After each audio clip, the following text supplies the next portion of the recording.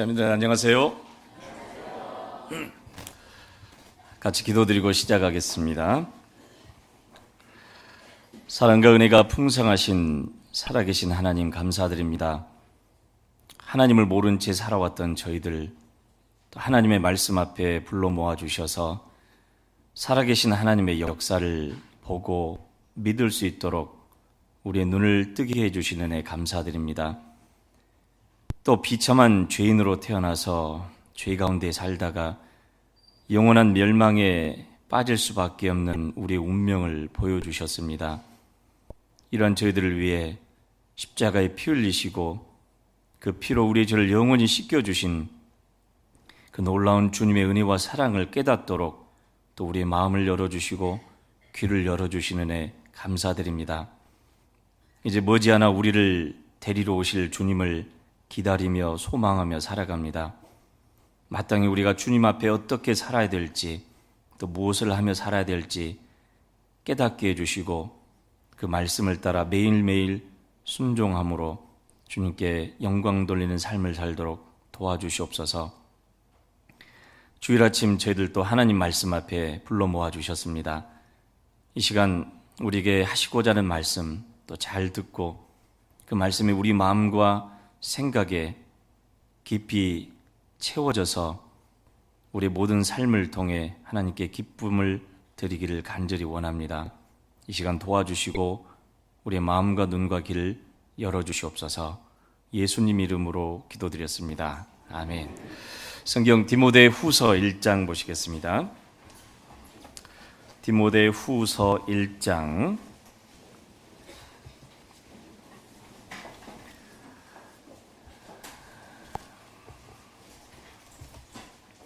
디모데후서 1장 6절부터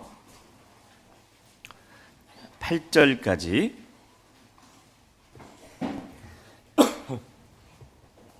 제가 천천히 읽어드리겠습니다. 그러므로 내가 안수함으로 내 속에 있는 하나님의 은사를 다시 부릴 듯하게 하기 위하여 너로 생각하게 하노니 7절 8절은 같이 읽어볼까요? 하나님이 우리에게 주신 것은 두려워하는 마음이 아니요 오직 능력과 사랑과 근신하는 마음이니 그러므로 내가 우리 주의 증거와 또는 주를 위하여 갇힌 자 된 나를 부끄러워 말고 오직 하나님의 능력을 좇아 복음과 함께 고난을 받으라. 디모데 후서 1장 6절부터 8절까지 읽었습니다. 날씨가 굉장히 아직은 여전히 덥습니다. 그래도 또 여기 말씀 듣는 데는 시원해서 좋습니다. 잠깐 또 제 소개를 드리고 또 오늘 말씀 살펴보고자 합니다. 저는 1986년 3월 1일에 구원받았고요. 이제 전라남도 광주에서 이제 계속 신앙생활하다가 2001년도에 또 전도인으로 부르심을 받아서 대전에서 그리고 진천 그리고 강원도 동해에서 신앙 같이 교제 생활하다가 2007년도에 이제 미국으로 가서 13년이 지나버렸네요. 올해 2월 달에 다시 이제 한국으로 돌아왔습니다. 강서교회는 제 기억에 예전에 동해교회 있을 때 잠깐 동해교회 식구들과 함께 신방 왔던 기억이 있어서 뭐 그렇게 낯설지는 않은데요. 다들 처음 뵙는 것 같아서 다들 낯설게 느껴집니다. 그때는 2층, 3층 두 층만 썼던 기억이 있었던 것 같은데요. 오늘 와서 보니까 깜짝 놀랐어요. 그래서 제가 물어봤습니다. 새 교회당으로 옮긴 것인지 아니면 원래부터 여기가 있었는지 물어봤는데 원래부터 있던 자리를 또 이렇게 새롭게 다시 이렇게 정리해서 형제자매들이 모이신다고 하니까 전혀 그런 모습 같지는 않아서 그만큼 또 몇 년이라는 시간 동안 많은 변화가 있었구나라고 생각하게 됩니다. 저도 이제 사실 미국 갈 때는 한 4, 5년 있다가 돌아오겠지라고 생각했는데요. 눈 한번 몇 번 감았다 뜨니까 10년이 지나버렸더라고요. 그래서 10년이 지나면 강산이 변한다는데 와서 보니까 참 많이 우리 사람들의 생각이나 또는 살아가는 모습이 많이 바뀌어 있다라는 걸 많이 알 수 있을 것 같아요. 다만 변하지 않는 것은 우리가 전하는 복음, 또 하나님의 말씀, 그리고 그 말씀에 순종해서 살아가는 형제자매들의 모습은 변하지 않는다는 걸 또 확인하게 됩니다. 한 가지 안타까운 것은 사람들을 만나서 이야기해 보다 보면 이제 점점 사람들의 생각이 개인 위주로, 또 어떤 영원한 것보다는 눈에 보이는 것을 위주로 살아가는 것을 볼 때 사실 이제 미국에서 10년 이상 있으면서 이야기해 본 사람들의 특징이거든요. 그 특징들이 이제 우리나라 사람들 가운데서도 이제 점점 그게 확산이 되고 이제 당연하듯이 그렇게 살아가는구나라는 걸 느낄 때 여러분들은 어떠신가요? 저한테는 그게 좀 편했었습니다. 원래 그런 곳에서 있다가 왔다 보니까 사람들의 생각이 그렇게 바뀌어가는구나. 다만 우리 그리스도인들의 마음이나 생각은, 또 삶의 목적이나 방향은 변하지 않는 말씀, 그리고 변하지 않는 진리를 붙잡고 그것이 우리의 생각이 되고 또 우리의 삶에 가장 중요한 표대가 되어야 돼야만 변하지 않는다라고 생각을 하게 됩니다. 그래서 오랜만에 형제자매들 뵙고요. 또 이번 학예 수양회를 서울중앙교회에서 1차부터 7차까지 함께 했습니다. 그러다 보니까 이제 날씨도 덥고 굉장히 더웠었죠. 이제 말씀 듣는 데는 굉장히 시원했고요. 주변에 이제 봉사하시는 분들은 굉장히 아마 많이 또 더웠을 거라고 생각을 해요. 저도 이제 주차 수송 봉사를 해서 이제 주차 수송본부 앞에 앉아 있는데 정말 덥더라고요. 더워서 이제 이렇게 주차 수송 봉사하시는 형제자매들, 아이고 더우시죠? 그런데 그런 얘기를 하시더라고요. 작년에 비하면 아무것도 아니에요, 그러더라고요. 작년에 얼마나 덥길래요? 말도 못해요, 그러시는데요. 작년에 비하면 이 정도는 천국이다, 그렇게 이야기하십니다. 그래서 근데 저한테는 굉장히 더웠었거든요. 그래서 한 몇 차례 치르다 보니까 저도 이제 눈에 다래끼가 생겨가지고요. 급하게 얼른 수술하고 아직 딱지가 안 없어졌습니다. 한 7차 이렇게 형제자매들 전도하시고 또 들어오고 나가시는 모습, 다들 보면은 처음 오실 때는 짜증나는 모습이 많았었습니다. 왜 이리 가라고 저리 가라고 하냐. 아무래도 이제 주차성 봉사를 하다 보니까요. 나는 여기 세우고 싶은데 왜 저기 세우라고 그러냐. 짐을 어떻게 하느냐. 할머니 할아버지 있는데 어떻게 하느냐. 그래도 가세요. 이제 그렇게 했는데요. 막상 그 다음날 하루 지나면 다들 얼굴이 해피해져 있습니다. 그래서 잠자리도 편하고 말씀 듣는 것도 시원하고, 또 우리가 정말 막상 기대하지 않았던 그 큰 수양관이 정말 이렇게 감사하게 형제자매들의 또 기도와 관심으로 이렇게 귀하게 쓰이는 거구나 하는 걸 보게 됐을 때 형제자매들이 너무나 행복해하고, 또 돌아갈 때 다시 또 와야 되겠다 그런 마음을 먹는 것을 많이 봤습니다. 여러분도 그러시죠? 감사합니다. 한 번만 대답을 크게 해주시고 나머지는 속으로 대답하신 것 같아요. 또 이제 한 달 후면 또 추계 수양회가 다가오고요. 이제 형제자매들이 자꾸 또 내려가고 싶고 또 가고 싶다라는 생각을 하게 됩니다. 그래서 오늘도 부득이하게 공주로 또 가신 분들이 계시죠. 철거 봉사하시려고. 물론 이제 땀 흘리고 덥긴 하지만 정말 우리가 수고하고 땀 흘린 그 보람의 결실들이 맺어지는 걸 볼 때 그런 어떤 땀 흘리고 뜨겁고 덥고 한 그 모든 것들을 다 잊어버리는 것 같습니다. 자, 어찌됐든 우리 신앙생활은 하나님 앞에 우리가 해야 될 일이 무엇인지, 또 무엇을 위해서 사는지 분명히 정하고 살아가야 되는 것이 그리스도인들에게 맞습니다.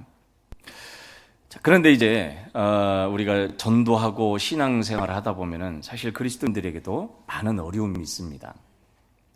우리 생각처럼 전도를 하는데 우리 가족들은 우리의 부탁이나 우리의 어떤 소원을 들어주지 않습니다. 많이 실망하죠. 또 직장이나 또 친구들을 음식을 사주고 여러 가지 배려를 하고 정말 간절한 마음으로 말씀 듣고 구원받기를 바라는 마음으로 하지만은 돌아오는 것은 이제 여러 가지 오해도 있고 또 때로는 핍박도 당하고 어려움도 겪습니다. 그런 어려움만 있는 것이 아니라 인생 자체가 사실 고난이다라고 말씀하잖아요. 그죠? 예레미야에 보게 되면 하나님은 인생에게 고난과 어려움을 주시는데요. 그것이 본심이 아니시다라고 하잖아요. 자, 우리 그리스도인들에게도 세상 살아가는데 많은 어려움이 있습니다. 그래서 인생은 무슨 길이라고요? 인생은 나그네 길이잖아요. 우리가 이 세상에서 영원히 살 존재가 아니기 때문에 잠깐 거쳐가는 것이기 때문에 그런 고난이나 어려움을 어떤 태도로, 어떤 마음가짐으로 대할 것인가. 영원히 이 세상에서 행복하게 살 수 있는 사람은 아무도 없습니다. 그 누구도 세상에서 고난이 없는 사람은 아무도 없습니다. 어떤 고난이 제일 크다고 생각되십니까? 어떤 분이 이야기하더라고요. 그래도 뭐니 해도 번이죠. 네. 먹고 사는 고민이 제일 큽니다. 그리스도인이라고 해서 이런 어떤 어려움에서 자유롭진 않습니다. 여전히 직장생활 하루 동안에 얼른 공주에 왔다가도 또 직장 때문에 급하게 새벽에 가시는 분들도 여러 있었고요. 그러나 그 짬을 내서 또 말씀 듣고 같이 봉사하려고 오신 많은 형제자매들이 있습니다. 어떤 분은 저렇게까지 하려면 뭐하러 왔을까? 그냥 집에서 편안히 있지. 그런 생각이 드실 수도 있어요. 하지만 그리스도인들은 직장 생활하면서 또 출근해야 되고 퇴근해야 되고 피곤하고 고달프지만 또 복음이 전해지는 곳, 또 함께 마음을 모으는 그곳에 관심이 있기 때문에 그런 어떤 복잡한 시간 속에서도 또 공주에 와서 들러보고 같이 기도하고 봉사하고 가는 그런 모습들을 참 많이 봤습니다. 그래서 꼭 그런 분들이 부탁을 해요. 제가 왔다 갔다 하거든요. 그러니까 꼭 맨 빼기 좋은 자리에 차 좀 대게 해주세요. 근데 이런 제에 거절했어요. 죄송합니다. 그런 분들이 한 차수 때마다 한 수백 명 됩니다. 그렇게 말씀드리거든요. 그렇게나 많아요? 그러니까 많습니다. 대부분 이제 자기만 생각하잖아요. 다만 얼른 갔다 오면 될 것 같은데, 근데 그런 분들이 이제 빨리 급하게 나가야 될 분, 또 바빠서 얼른 왔다 갔다 해야 될 분들이 있기 때문에 얼른 나만 갔다 오면 되지 않겠느냐 생각하는데 그런 분들이 참 많았습니다. 근데 한편으로는 부탁을 다 들어줄 수 없어서 죄송했고, 또 그럼에도 불구하고 제가 이제 몇 번 수양관을 몇 바퀴 도시는 분이 계시더라고요. 보란 듯이 몇 바퀴를 돌아요. 그래서 저 차가 왜 저렇게 돌까 하는데 뭔가가 가장 빨리 나가는 최적의 장소를 찾으시더라고요. 그래서 너무 불쌍해서 얼른 빼줘 버렸습니다. 죄송합니다. 그렇다고 나중에 또 그걸 사용하지는 마세요. 사람에 따라 다릅니다. 그때 상황에 따라 다르기 때문에. 하여튼에 다들 여러 가지 어려움도 있고 사연도 있으시지만 복음이 전해지는 곳에서 같이 하려고 또 얼른 끝내고 새벽이라도 다시 올라가는 분들 참 많았습니다. 올 한 해 더운 날씨였지만 분명한 목표가 있고 해야 될 것이 있었던 그런 시기이기 때문에 더운 줄도 모르고 훌쩍 지나가 버린 것 같은 느낌이 듭니다. 그러시죠? 이제 어제 그제 그리고 오늘 아침 저녁으로는 날씨가 제법 선선합니다. 막점에 시작할 때 아이고 이거 언제 7차까지 다 할까 그런 생각을 했어요. 그랬더니 몇 번 또 왔다 갔다 하더니 벌써 7차가 다 끝나버렸고요. 그때마다 아이고 덥다, 아이고 하나님 비라도 좀 내려주시지 하고 했는데 벌써 7차가 다 끝나버렸습니다. 그래서 이제 같은 목사님들끼리 그런 얘기를 했습니다. 대개 한 4차 정도가 끝나면은 내리막길입니다. 그런 얘기를 하더라고요. 그래서 이제 1차부터 7차까지 수고했던 봉사자들, 어떤 봉사하시는 분이 자기는 올해 1차부터 7차까지 한 번도 빠지지 않고 봉사하겠다 그런 얘기를 하면서 일명 학예 수양일을 일컬어서 7년 환란이라고 일컫더라고요. 그 시간을 내가 어떻게 잘 견딜 거냐. 7차까지 내가 정말 봉사하고자 하는 마음이 있어서 지원은 해놨는데 막상 눈앞에 다가오니까 마치 꼭 7년 환란을 통과해야 될 것 같은 그런 느낌이 든다고. 그러나 어찌됐든 건강하게 무사히 또 감사함으로 통과했다 그렇게 이야기를 합니다. 4차가 지나니까 정말 내리막길 같았었습니다. 또 어떤 분이 듣고 인생도 마찬가지예요. 40 넘으면 내리막길입니다. 그렇던가요? 4, 50 넘으면 내리막길입니다. 그러나 이제 끝이 얼마 남지 않았기 때문에 또 최선을 다하고 끝까지 잘 마무리 짓는 것이 또 우리의 목표이기도 합니다. 자, 주님 오실 때가 가깝다라는 걸 우리는 잘 알고 있습니다. 어찌 보면 우리 신앙생활도 내리막길에 가깝습니다. 주님 오실 때가 가깝기 때문에 그 마무리를 잘하는 것, 또 중간에 포기하거나 뒤로 물러서지 않고 처음 가졌던 마음을 끝까지 잘 유지하고 해서 열매를 맺게 하는 것이 중요하다고 생각합니다. 자, 그러기 위해서는 방금 읽었던 여기 6절 말씀 제가 다시 읽어드리겠습니다.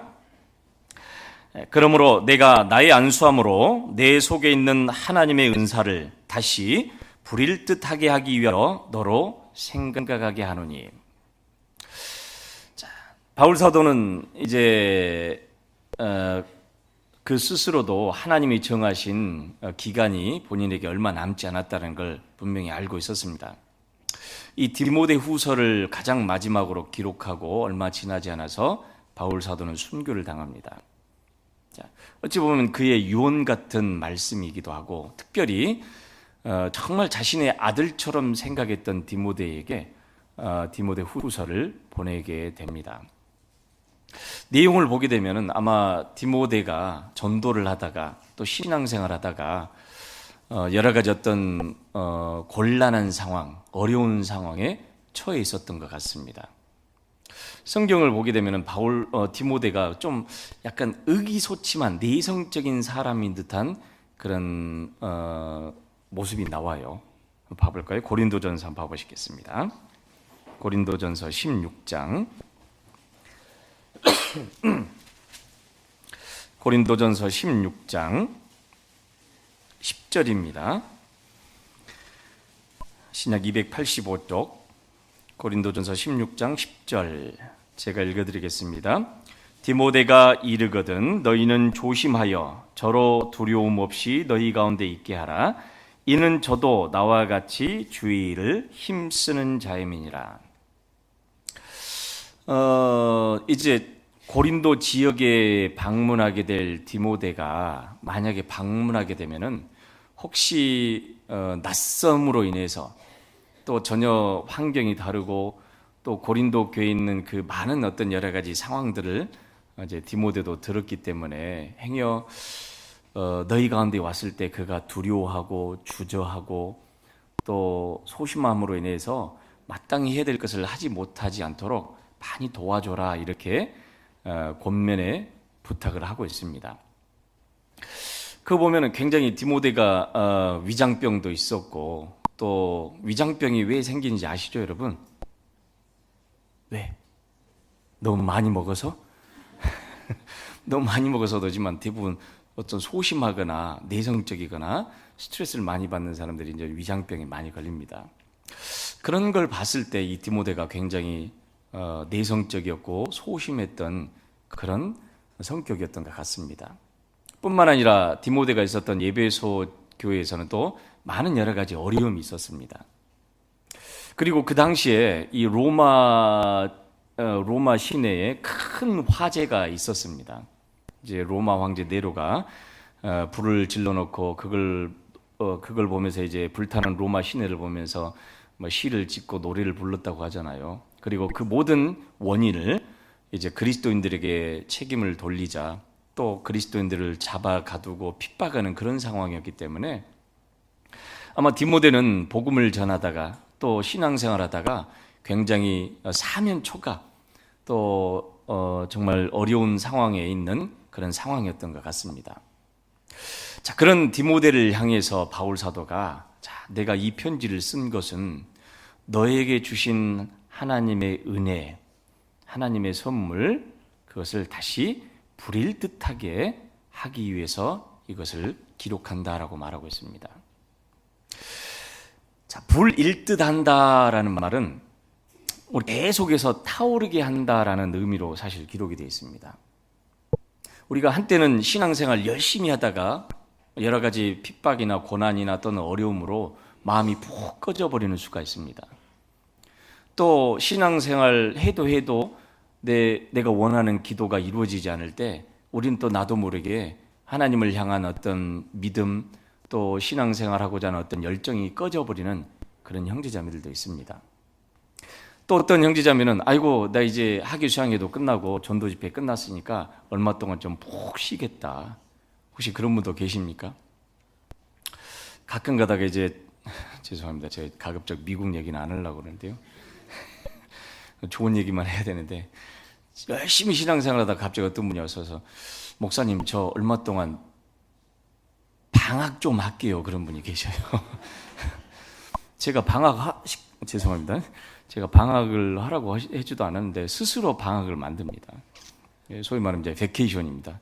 저 베케이션 할게요. 그러면 이제 뭐 가지 마라 갈 수는 없고 얼마 동안 갔다 오실 겁니까? 보통 여러분 휴가 그러면은 5일에서 일주일 잡잖아요. 근데 딱 대답이 그건 알 수 없어요. 그렇게 얘기합니다. 방학 끝나게 되면 제가 올게요. 이제 나중에 이렇게 들어보면 좀 여러 가지 어떤 실망도 있었고 상처도 받고 또 힘들기도 하고 여러 가지 이제 가정에서 집안에서 핍박도 있고 그게 너무 힘들어서 조금 잠잠해질 때까지 내가 좀 차분히 방학하면서 기다려야 되겠다 스스로 그렇게 기간을 정하신 분들도 가끔씩 있습니다. 다 그런 게 아닙니다. 자, 어찌됐든 이 디모데도 그런 어떤 어려움 상황 속에 있었습니다. 자, 우리도 학위 수행이 끝났다고 해서 모든 신앙생활이 끝난 게 아니잖아요. 아직은 2019년도가 몇 개월 남았습니까? 벌써 9, 10, 11, 12, 한 4개월 정도 남았죠. 4개월 정도 남았고 또 그렇다고 내가 해야 될 일 다 끝난 것이 아니라 다시 한번 또 내 안에 있는 하나님이 우리에게 주신 어떤 불꽃 또 하나님이 우리에게 주신 것들을 다시 꺼지지 않게 계속 타오르게 하는 것 사실 그게 굉장히 중요합니다. 누가복음 한번 봐보시겠습니다. 누가복음 12장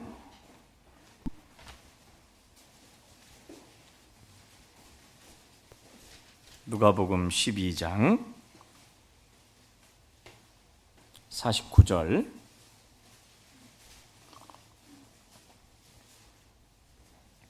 누가복음 12장 49절 같이 읽어보겠습니다. 내가 불을 땅에 던지러 왔느니 이 불이 이미 붙었으면 내가 무엇을 원하리요. 자, 예수님께서 이 세상에 오셨을 때 내가 불을 땅에 던지러 왔다. 근데 이 불이 이미 붙었으면 내가 무엇을 원하겠느냐. 물론 예수님께서는 불과 성령으로 세례를 주실 것이다 라고 세례 요한이 증언을 했고 그 두 가지 세례는 이제 우리 구원받은 그리스도인들에게 주시는 성령 그리고 또 하나는 마지막 때 세상을 심판하실 그 불에 대해서 설명을 하십니다. 자, 그런데 여기 이 말씀을 이제 복음이 전해지고 성령이 들어오시고 구원받은 그리스도인으로서 신앙생활하게 되면은 이제 한 가정에서 부모와 자식 간에 아내와 남편 사이에 그리고 이웃 친구들 또 엄마와 딸이 서로 이제 불화가 일어나게 됩니다. 이제 싸움이 일어나는 거죠. 자, 예수님께서 이 세상에 그 불을 던지러 오셨다라고 말씀하십니다. 그게 어떤 육신적인 싸움이나 다툼이 아니라 구원을 해서 지옥에 가는 영혼을 건지고자 하는 그 싸움이 한 가족 내에서 일어나게 됩니다. 겪어보셨죠? 그러나 문제는 입을 꼭 다물고 내가 그리스도인이 아닌 척 하게 되면은 이런 싸움은 전혀 일어나지 않습니다. 육신적으로는 편할 수 있습니다. 왜냐하면 만약에 내가 그리스도인이고 내 가족들에게 전도를 하기 시작하면은 또 반대가 있고 또 여러 가지 어려움 때문에 조마조마하고 두려워하고 아무 말도 못하다가 시간이 지나버리게 되면 어떻게 될까요? 사실은 내 안에 있는 불까지 이제 점점 꺼져버리게 됩니다. 아마 디모데가 그런 상황이었던 것 같아요. 개인적으로도 어려움과 여러 가지 두려운 상황 속에서 디모데도 의기소침하고 마음의 힘을 잃고 간절히 전도하고자 하는 마음은 있지만 이제 어떻게 될지 모르게 되는 그런 상황 속에 있었던 것 같습니다. 신앙생활하는 데 있어서 어떤 형제자매들은 정말 그런 어려움이나 또 핍박에도 불구하고 정말 그 마음속에 불덩이를 갖고 있는 것 같아요. 이걸 전하지 않으면 안 되는데. 근데 어떤 형제자매들은 구원은 받았지만 냉랭해져 있습니다. 왜요? 만약 이걸 내가 전하게 되면은 그때부터 불이 시작되는 걸 잘 알기 때문에요. 우리가 책 보면 알잖아요. 저분이 정말 마음에 뭘 품고 살아가는지, 차가워져 있는지, 아니면은 복음을 위해 뜨거워져 있는지 책 보면 압니다. 저도 이제 미국 생활하면서요, 사실 이제 이런 마트나 이런 몰에 가게 되면은 일단은 1차적으로 한국 사람들 대상으로 전도를 해보려고 합니다. 책 보면 이 사람이 한국 사람인지 중국 사람인지 일본 사람인지 일명 M입니다. 이렇게 돼요. 특징이 있어요.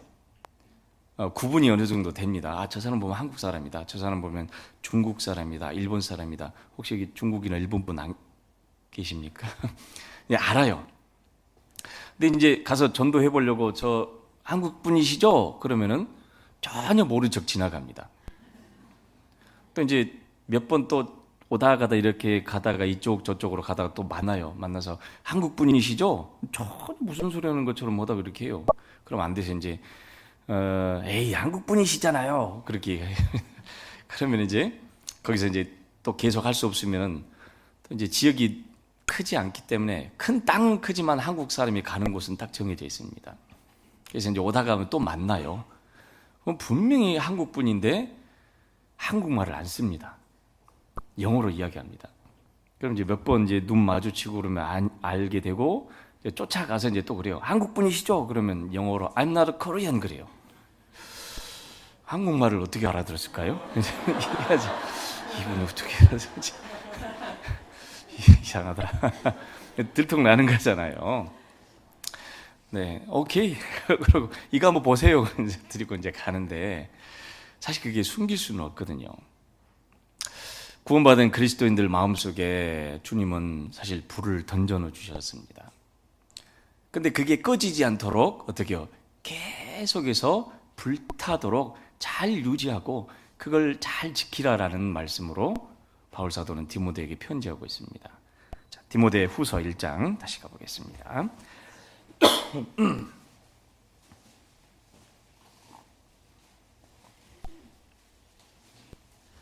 디모데후서 1장 6절 제가 다시 읽어드리겠습니다.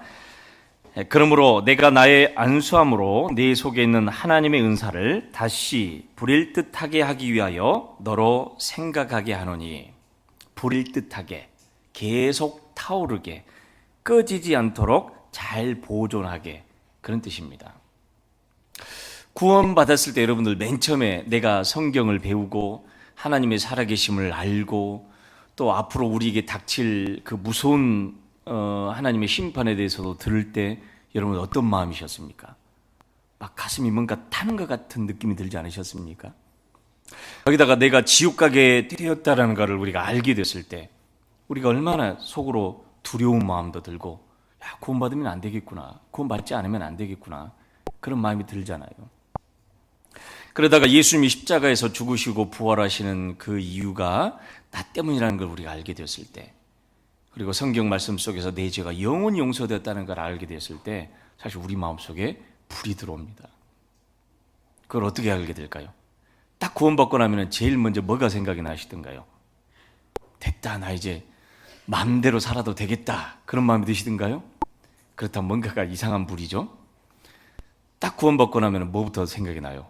아이고 우리 엄마 아빠 또는 내 아들 딸들 또는 내 가족들 이거 어떻게 알려질까? 나도 모르게 그 불이 들어와 버립니다. 구원받고 나서 그 즐거운 마음, 정말 어떻게든지 전하고자 하는 마음으로 막 전도를 해보고 기도해보고 그런 상황에서 얼른 구원받고 그러면은 그 불이 식지 않고 잘 또 유지되고 타오를 텐데 사실 가족 전도가 정말 어렵습니다. 그죠? 아마 이번 학예 수양회 때도 가시기 전에 많은 기도 부탁을 하셨고 그중에 또 모시고 와서 구원받은 분도 있고 또 아마 그렇게 기도 부탁을 했는데도 여전히 묵묵부답이고 또 반응이 없는 그런 분도 계셨을 거예요. 혹시 실망하셨습니까? 아니요. 다시 우리는 이 불이 꺼지지 않도록 어떻게 해요? 잘 지켜야만 할 뿐만 아니라 그걸 계속 타오르도록 하나님께로부터 사실 받아야만 된다라고 말씀합니다. 여기 7절, 8절, 7절 7절 같이 읽어보겠습니다. 하나님이 우리에게 주신 것은 두려워하는 마음이 아니요 오직 능력과 사랑과 근신하는 마음이니. 거기까지입니다. 감옥에 갇혀있는 바울 사도를 디모데는 보았습니다. 또 구원받은 그리스도인들이 핍박을 당하고 사자에게 물려서 죽고 화형을 당하는 장면도 디모데는 보았을 거예요. 복음을 전하다가 신앙생활하다가 죽어가는 그리스도인들의 모습을 보면서 또 교회 안팎으로도 여러 가지 어려움도 있었고 본인의 소심한 성격도 있고 그러다 보니까 어느 순간 무기력해져 버린 그런 모습이었던 것 같습니다. 복음을 전해야 되는데 하나님의 말씀을 전해야 되는데 바깥으로 보이는 두려운 환경 또 개인의 어떤 소심함 때문에 정말 어떻게 할 수 없는 꼼짝달싹할 수 없는 그런 상황이 되어버렸던 것 같습니다. 자, 그러자 바울 사도는 디모데에게 네 속에 있는 하나님이 주신 그 불길을 꺼뜨리지 않게 하기 위해서 그걸 잘 지키고 보존하기 위해서 내가 이 성경을, 이 책을, 이 편지를 기록한다라고 하고 있습니다. 그러면서 하나님이 우리에게 주시는 것이 무엇인지에 대해서 언급을 하십니다. 여기 그래서 오늘 말씀의 주제가 하나님이 우리에게 주시는 것. 주신 것도 아니고 앞으로 주실 것도 아니고 이 지금 현재 우리에게 주시고 계시는 것들입니다. 영어 성경에는 현재 완료형, 현재 진행형 그렇게 써져 있습니다. God has given us, 현재 주고 있는 것. God is giving us, 지금도 주고 계시는 것. 여전히 주고 계시는데 문제는 우리가 그걸 받냐 받지 않느냐 그 차이입니다. 눈에 보이는 환경 때문에 디모데는 두려움을 갖고 있었던 것 같습니다. 그래서 두려워하지 마라. 두려워하지 마라. 마태복음 10장에는 예수님께서 그런 말씀하시잖아요. 몸은 죽여도 영혼은 능히 죽이지 못하는 자들을 두려워하지 말고 몸과 영혼을 능히 지옥에 멸하시는 자를 두려워하라. 사실 눈에 보이는 사람, 눈에 보이는 환경이 진짜 두려운 것 같지만 그건 잠깐 있으면 지나갑니다. 잠깐 있으면 사라집니다. 그러나 정말 두려운 것은 영원한 심판을 예비해 놓으시고 영원한 지옥으로 우리의 몸과 영혼을 멸하시는 하나님을 정말로 두려워해야 된다라고 예수님 말씀하셨잖아요. 자, 그럼에도 불구하고 이 디모데는 복음을 전하다가 또 신앙생활하다가 많은 어려움을 겪으면서 그 마음의 두려움에 사로잡히게 되었고 또 개인의 어떤 성격적인 것도 있어서 아마 이 정도 됐으면은 아마 무기력해져 버렸을 것 같습니다. 여러분 어떠십니까? 우리가 신앙생활하다가 이런 때가 꼭 있거든요. 없으면 좋겠지만 있어요. 오래 기도해도 그 기도 응답이 이루어지지 않을 때가 있습니다. 신앙생활을 해도 정말 이 기쁨이나 감사함보다는 그냥 무기력한 마음으로 뭔가를 어떻게 해봐야 되는데 잘 되지 않습니다. 자, 우리가 신앙생활은 우리가 이제 이런 성경을 배우면서 우리의 능력이나 우리의 힘만 가지고는 할 수 없다라고 배웁니다. 그건 잠깐이기 때문에 그래요. 두려워하지 말아야지 하는데 이 두려움은 또 저절로 생기거든요. 힘을 내서 해야지 하는데 그건 잠깐이고 또 얼마 지나지 않으면은 변하지 않는 상황 또 눈에 보이는 환경 사람 때문에 금방 또 힘을 잃고 또 훅 꺼져버리는 우리 자신을 보게 됩니다. 그래서 우리는 끊임없이 하나님께로부터 오는 것, 하나님이 주시는 것을 받아야 될 것을 말씀하십니다. 하나님이 뭘 주고 계실까요? 방금 읽었던 이 말씀에는 크게 세 가지에 대해서 말씀하십니다. 같이 읽어보겠습니다. 7절 다시 같이 읽어봅니다. 하나님이 우리에게 주신 것은 두려워하는 마음이 아니요 오직 능력과 사랑과 근신하는 마음이니. 하나님이 우리에게 주시는 것 크게 세 가지입니다. 세 가지. 능력과 사랑과 근신하는 마음이니. 이 세 가지 주제로 또 한번 우리가 살펴보고자 합니다. 사실 복음을 전하는데, 신앙생활하는 데 있어서 우리에게 필요한 게 뭘까요? 힘이잖아요. 어려움에도 그걸 이겨내고 견뎌낼 수 있는 힘, 또 어떤 핍박이나 고난이 와도 그걸 잘 이겨낼 수 있는 힘. 그러나 몇 번 겪어보게 되면 우리는 너무 약하다는 걸 알게 됩니다. 그죠? 결심하고 나서도 돌아서서 또 금방 무너져 버리고, 하지 말아야지 하는데 또 지나고면 하고 있는 우리를 보게 되잖아요. 대표적으로 뭐가 그럴까요? 다이어트입니다. 다이어트. 사실 저도 이제 예전에 한 10몇 년 전에는 저도 조금 날씬했었거든요.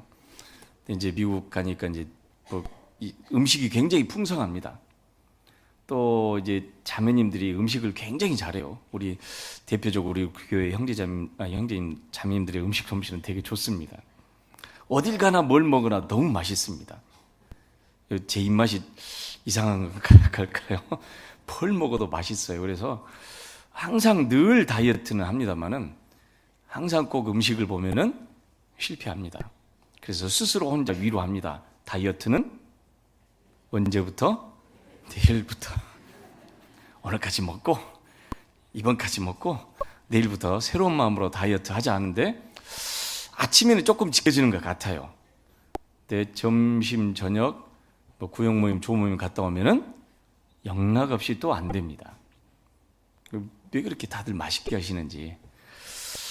자, 이러다 보니까 참 이게 제 의지로 제 능력으로 할 수 있는 게 많지 않다, 그런 생각이 들어요.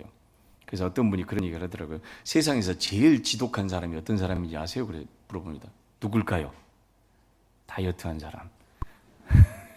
먹을 걸 끊어서 자기 몸을 이렇게 날씬하게 만든 사람이 제일 지독한 사람이랍니다. 왜냐하면 이 참을 수 없는 유혹이거든요. 예전에 어떤 목사님도 그리스도인들이 구원받고 나면 다 바뀌는데 한 가지 잘 안 바뀌는 게 있답니다. 그게 뭘까요? 식성이 잘 안 바뀐답니다. 이건 참 잘 안 바뀌어요. 근데 이건 단편적인 예고요. 신앙생활에 있어서 내가 이 부분만큼은 내가 정말 힘있게 해야 되겠다. 정말 누가 뭐라든 나는 전도하고 봉사 열심히 하고 교제생활을 해야 되겠다 하는데, 얼마 지나지 않아서 그 힘은 훅 꺼져버리고 때로는 무기력하게 또는 별 감사와 어떤 기쁨 없이 이렇게 쭉 시간을 보내는 우리 자신을 발견하게 됩니다. 물론 두려움까지는 아닐지 몰라도 또 때로는 전도하려는 마음이 있다가도 나도 모르게 입을 닫아버리는 경우도 혹 있을 수 있습니다. 왜 그럴까요? 하나님 주시는 그 능력을 우리가 계속 받아서 그 힘으로 해야 된다고 하는데 어떻게 해야 될까요? 자, 성경 사도행전 1장 한번 봐보시겠습니다. 사도행전 1장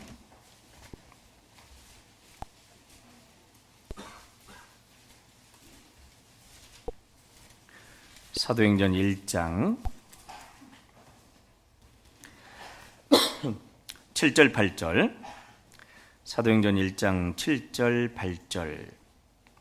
자, 제가 읽어드리겠습니다.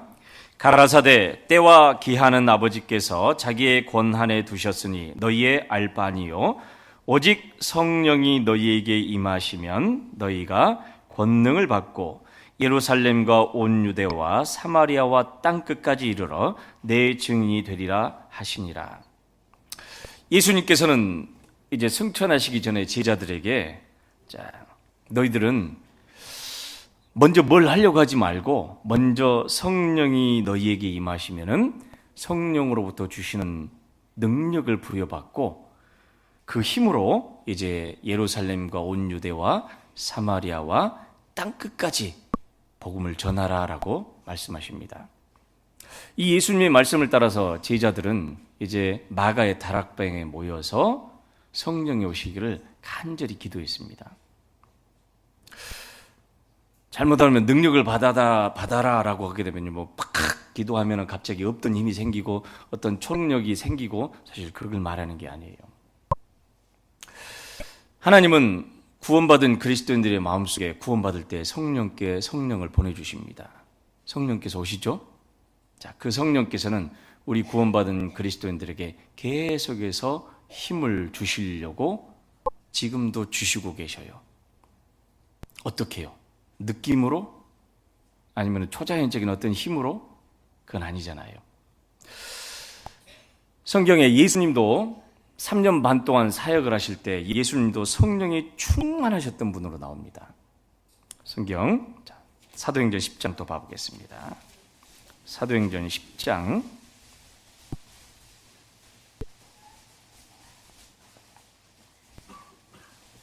사도행전 10장 38절입니다. 사도행전 10장 38절 같이 읽어보겠습니다. 하나님이 나사렛 예수에게 성령과 능력을 기름 붓듯 하셨음에 저가 두루 다니시며 착한 일을 행하시고 마귀에게 눌린 모든 자를 고치셨으니 이는 하나님이 함께 하셨음이라.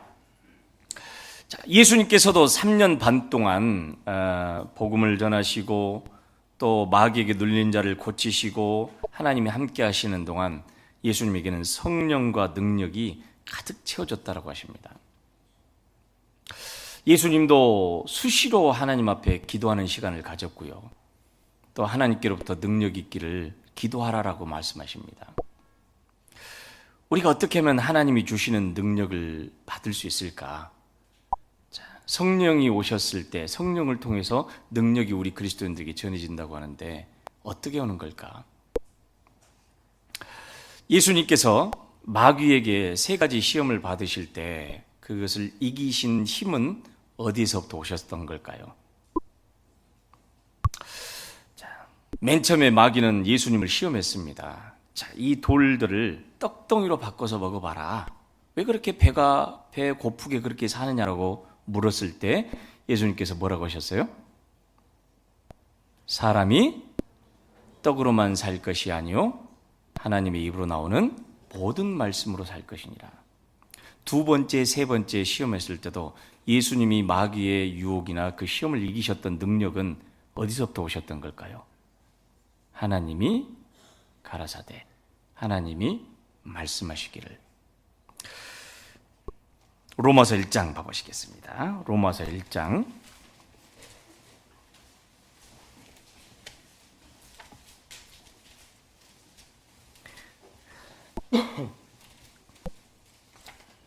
로마서 1장 16절 로마서 1장 16절 17절 같이 읽어보겠습니다. 내가 복음을 부끄러워하지 아니하노니 이 복음은 모든 믿는 자에게 구원을 주시는 하나님의 능력이 됨이라. 첫째는 유대인에게요 또한 헬라인에게로다. 복음에는 하나님의 의가 나타나서 믿음으로 믿음에 이르게 하나니 기록된 바 오직 의인은 믿음으로 말미암아 살리람과 같으니라. 죽어있던 우리 영혼이 살아나는 구원받는 그 능력이 어디서부터 옵니까? 하나님의 말씀, 복음으로부터 옵니다. 우리가 그 말씀을 들으면서 하나님과 우리 사이에 있었던 그 죄가 깨끗이 해결되는 것을 성령께서는 우리 마음에 깨닫도록 도우시고 진리를 믿는 믿음을 믿도록 우리를 도우십니다. 성령께서 우리를 위해서 도우시는 역할이 진리의 영이시고 예수님의 말씀을 깨닫도록, 하나님의 말씀을 깨닫도록 우리를 돕고 계시잖아요. 지금 이 순간에도 하나님께서는 우리를 돕고 계십니다. 어떤 경우에 우리가 힘을 잃어버리게 될까? 반대로 하게 되면 결국은 하나님의 말씀을 믿는 믿음이 시들어버릴 때 사실 우리는 무기력해져 버립니다. 그리스도인들의 힘은 어디서부터 나오는 걸까? 믿음에서부터 나옵니다. 그냥 막연하게 하나님을 믿는 믿음이 아니라 하나님의 말씀을 믿는 믿음에서 나옵니다. 내가 무기력한 이유가 뭘까? 내가 두려워하는 이유가 뭘까? 하나님의 말씀에, 그리고 그 말씀 속에서 나타나는 하나님을 믿는 믿음보다는 눈에 보이는 사람, 그리고 눈에 보이는 환경에 우리의 마음이 더 가 있기 때문에 우리의 마음속에 그리스도인으로서 복음을 전하는 능력이 힘을 잃게 되고 결국 이게 오래되게 되면 무기력해져 버리게 됩니다. 자, 고린도전서 2장 그 뒤에 봐보시겠습니다. 고린도전서 2장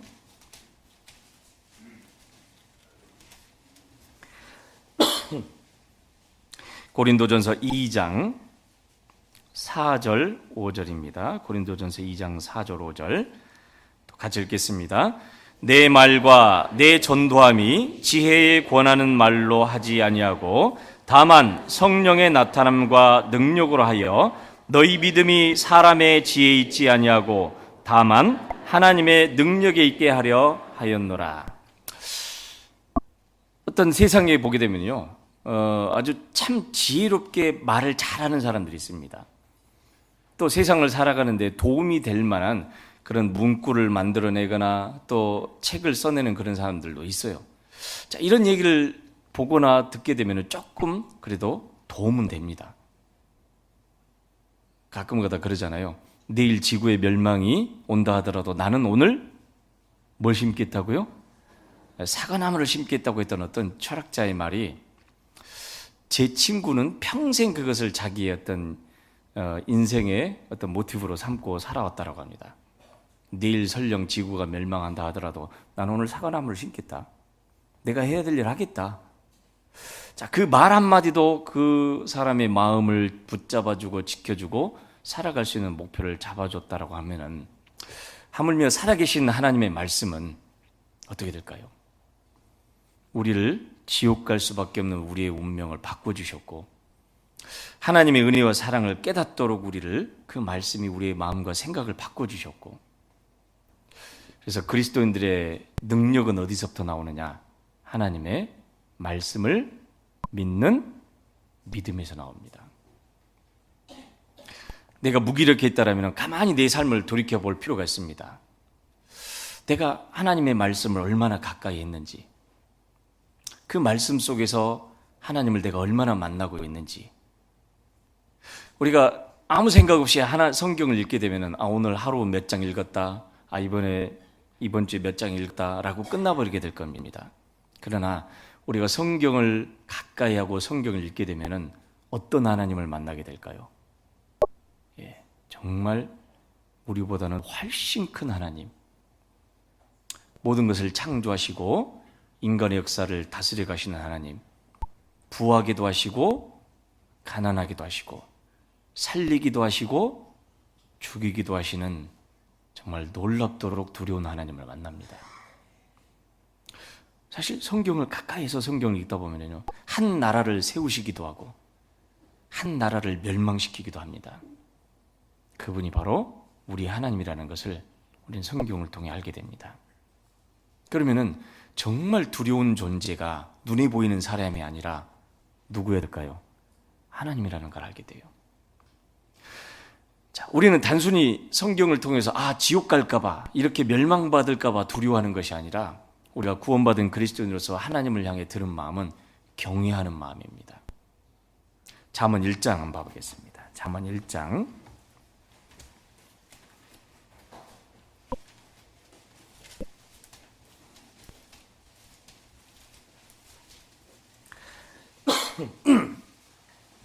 잠언 1장 7절입니다. 잠언 1장 7절 같이 읽어보겠습니다. 여호와를 경외하는 것이 지식의 근본이오늘 미련한 자는 지혜와 훈계를 멸시하느니라. 우리 주변에도 나름 똑똑하고 성공하고 정말 모든 것을 잘 아는 것처럼 이야기하는 사람들이 있습니다. 지혜로운 사람이죠. 그러나 사실은 하나님을 알지 못하면 그 사람은 여전히 어리석은 사람입니다. 몇 년 전에 우리나라에서 가장 지혜로웠던 사람이라고 했던 서울대학교의 박임훈 교수님이라는 분이 있었어요. 철학가 교수님입니다. 이분이 돌아가시기 한 2, 3년 전에 어떤 신문사하고 인터뷰를 했었습니다. 인터뷰를 했는데 그런 일화를 드시더라고요. 자기도 평생을 인생의 답이 무엇인지, 인생이 무엇인지 수십 년, 50년 가까이 전 세계 모든 책까지는 아니지만 읽을 수 있는 한 최대한 모든 책을 읽어보고 사람들을 만나서 이야기해보고 연구해보고 살펴봤습니다. 살펴본 결과 인생의 답을 알았습니다. 뭐라고 했을까요? 인생의 답은 뭡니까? 어떤 분이 계란이라고 하더라고요. 삶은 계란이에요. 삶은 계란이 있어요. 그런데 그 웃자고 하는 거고요. 그분이 했던 답이 뭐냐면 인생의 답은 아무도 모릅니다. 평생 50년 동안 전 세계에 있는 유명한 책들, 유명한 사람들, 철학자들, 권위 있는 학자들 다 만나서 이야기해봤는데 답은 뭐였었어요? 모른다라는 거예요. 모른다. 그렇게 연구를 했는데도 어떤 젊은이가 자기 인생이 너무 힘들고 괴로워서 자기 인생을 이제 빨리 끝내버리려고 스스로 자살을 하려고 결심을 했었습니다. 그런데 죽기 전에 시원하게 이 교수님한테 전화를 해서 도대체 인생의 답이 뭔지 그 답 좀 들어보려고 전화를 했다고 합니다.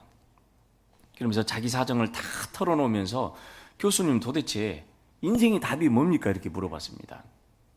그 교수님이 뭐라고 대답했을까요? 나도 몰라. 그렇게 얘기했어요. 나도 모른다. 그게 이 청년이 황당했습니다. 아니 그렇게까지 50년 동안 연구를 했는데 모른다라고 대답해주면 너무 무책임한 거 아니에요? 그럼 제가 한마디는 해줄 수 있어요. 뭔데요? 내일 일이 어떻게 될지 모르니까 하루하루 그냥 열심히 살아. 그렇게 대답을 해줬답니다. 그러니까 인생의 어려운 답을 나도 모르는데 찾으려고 애쓰지 말고 그날 닥치는 대로 그냥 성실하게 최선을 다해서 살아. 그럼 되지 않을까? 이렇게 대답을 해줬다고 합니다. 가장 최고의 지혜자였고 지식자였다고 하는 분들의 나온 대답이 인생의 답은 모른다 했었습니다. 그러나 하나님 편에서 볼 때는 어떤 사람이에요? 어리석은 사람입니다. 세상에 대해서 연구하고 인간에 대해서 연구했지만은 답을 모릅니다. 그러나 그 모든 지식의 근본은 뭐라고요? 하나님을 아는 것입니다. 내 생명이 어디서부터 왔는지, 그리고 어디로 갈 것인지, 내가 하루하루 살아가는 데 있어서 뭐가 가장 소중한 것인지. 그래서 지혜의 근본이라는 말은 밑바탕이라는 말이기도 하고 또 다른 말로는 최고봉이다라는 말이기도 합니다. 결국은 모든 지식과 기술과 지혜를 다 통틀어도 하나님을 알지 못하면 그 사람은 아무것도 모르는 사람입니다. 우리가 성경 말씀을 가까이에서 성경을 읽고 듣고 배우다 보면 우리가 만나게 되는 하나님은 어떤 하나님입니까? 정말 놀라운 하나님, 두려운 하나님입니다. 두렵습니다. 구약 성경을 읽어가다 보면요, 한 사람의 어떤 살고 죽는 것, 한 나라가 흥하고 망하는 그 모든 것은 사실 누구 계획에 있습니까? 하나님에게 있습니다. 성경을 가까이서 읽다 보면 우리가 내가 믿는 하나님이 이런 분이었구나. 내가 믿고 의지해야 될 하나님이 바로 이 하나님이었구나. 그리고 그 하나님이 너무나 두렵고 크신 분이기 때문에 우리 마음속에는 경외감이 듭니다. 두렵습니다. 얼마나 크신 분인지 우리가 하나님에 대해서 사실 가늠하기가 어렵습니다. 제가 미국에 있으면서 한 번은 라스베가스 교회에 이제 이렇게 집회차 방문을 했습니다. 그 라스베가스 교회에서 대략 한 4시간 정도 가는 곳에 이제 그 그랜드 캐년이라고 하는 데가 있어요. 가보신 분도 계실 겁니다. 사실 이제 한 4시간 정도 가게 되면요, 볼 건 없어요. 그냥 평지입니다. 그러니까 막 4시간 자다 일어나다 여기가 도대체 어디 하다가 가다 보면은 이제 그랜드 캐니언에 딱 와 있습니다. 딱 가서 보면 첫 번째 느낌이 어떤 느낌이냐면요, 우와 합니다. 그 계곡이 너무 깊고 너무 멀어서 정말 광대하다는 느낌이 딱 듭니다. 우와 딱 그냥 옵니다. 볼 건 사실 막 아기자기하게 재밌고 막 그런 건 없어요. 그냥 우와 크다 그냥 한 10분 더 똑같아요. 그냥 우와 여기서 우와 하다 와요. 그냥 옵니다. 자세하게 보려면은 유튜브를 보시면 더 자세하게 봅니다. 굳이 거기까지 가서 보실 필요는 없는 것 같아요. 그러나 한 가지 거기서 느낀 점은 있습니다. 대개 보면 이제 그 절벽이 굉장히 깊거든요. 그 끝에 서서 밑에를 내려다보면 어떤 마음이 들까요? 두려운 마음이 덜컥 듭니다. 두려워요. 그래서 이 난간을 건너지 않고 이렇게 보면서 아이고 무서워라 이렇게 합니다. 근데 꼭 넘어가지 말라고 해도 말 안 듣는 사람들이 있습니다. 그래도 한번 밑에까지 내려가 봐야죠 하다가 사실 사고가 나거든요. 밑에서 위를 올려다보면 그냥 단순히 와 크다 이런 생각밖에 들지 않아요. 근데 그 꼭대기에 서서 밑에를 내려다보면 두렵다라는 생각이 듭니다. 우리가 하나님을 가늠할 수 없습니다. 그런데 하나님에 대해서 하나님의 영광이 어떤 것인지 대충 짐작하려면 하나님 저 하늘을 쳐다보랍니다. 그리고 저 우주를 쳐다보라고 합니다. 끝이 얼마나 있는지, 얼마나 높은지 우리는 잘 몰라요. 밑에서 쳐다보니까 별로 잘 모릅니다. 그러나 공중에다 딱 떨어뜨려 놓고 한번 봐보세요. 어떤 마음이 들까요? 두렵습니다. 시편 19편 한번 봐보겠습니다.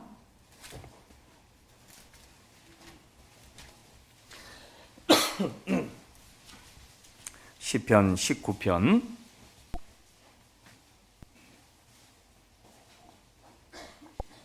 1절입니다. 시편 19편 1절 같이 읽어보겠습니다. 하늘이 하나님의 영광을 선포하고 궁창이 그 손으로 하신 일을 나타내는도다. 우리 눈에 보이는 저 하늘이 하나님의 영광을 나타내고 있습니다. 하나님의 지혜, 하나님의 능력, 그리고 하나님이 얼마나 크신 분인지. 그 크신 하나님 앞에 우리는 너무 작은 존재밖에 되지 않습니다. 그 작은 존재지만 존재로서 사람을 대하면 두려움도 겪게 되고 또 여러 가지 어려움을 만나게 됩니다. 근데 반면에 그 크신 하나님이 누구 편이라고요? 우리 편입니다. 구원받은 그리스도인이 편이에요. 시편 9편 봐보겠습니다. 시편 9편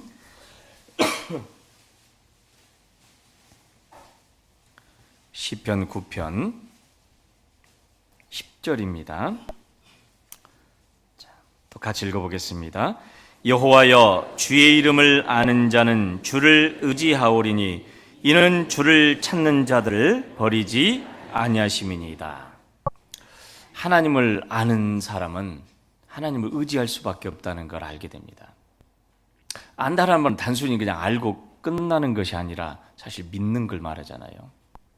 하나님을 정확하게 알고 믿는 사람은 하나님을 의지할 수밖에 없습니다. 하나님을 믿는 믿음이 결국은 우리 그리스도인들에게는 힘이고 생명입니다. 요한복음 6장 봐보시겠습니다. 요한복음 6장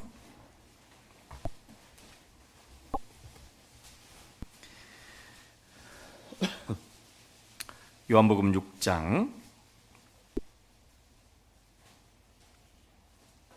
요한복음 6장 63절 요한복음 6장 63절 같이 읽어보겠습니다. 살리는 것은 영이니 육은 무익하니라. 내가 너희에게 이른 말이 영이요 생명이라. 이스라엘 사람들은 예수님이 행하신 기적을 통해서 5,000명 이상 또는 노약자와 어린아이까지 하면 2만 명 이상 먹었을 것 같습니다.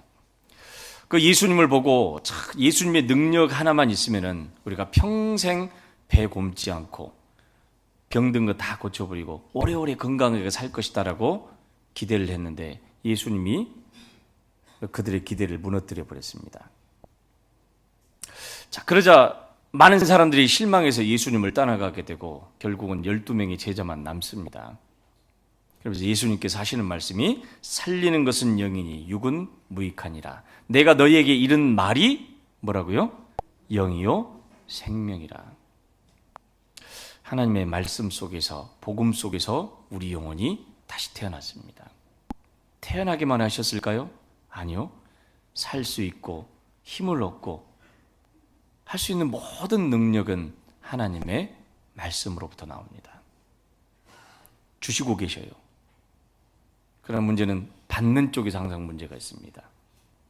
내가 그걸 믿을 것인지 믿지 않을 것인지. 예수님이 태어나고 자라나셨던 고향에서 예수님 하나님의 말씀을 가르치시고 하셨지만 많은 기적은 행하시지 않으셨어요.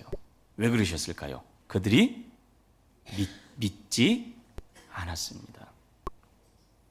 믿지 않았기 때문에 그곳에서는 예수님께서 많은 이적을 행하시지 않으셨습니다.